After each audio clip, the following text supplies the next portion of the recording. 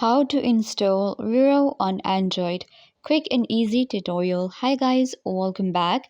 Today I'm giving you a tutorial on how to install or download Vero on your Android phone. So let's get started.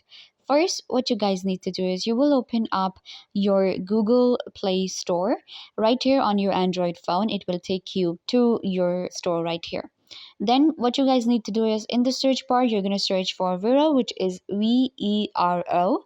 This is the app right here, Vero True Social. So you will get right here and you will get the install option right here. So you're just going to click on install and it will be installed. You can see I have already installed it. So that is why it says uninstall for you. It will say install. Click on the button and Vero will be downloaded. Once the app is downloaded, then what you can do is you can either sign up or sign in. So I'm going to click on sign up. You have to enter your full name, email address, confirm your email, and set up a password.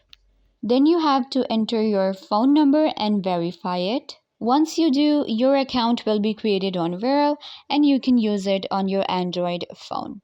I hope that I was a big help. Don't forget to give this video a big thumbs up, leave a comment down below, turn on bell notification and subscribe to YouTube channel.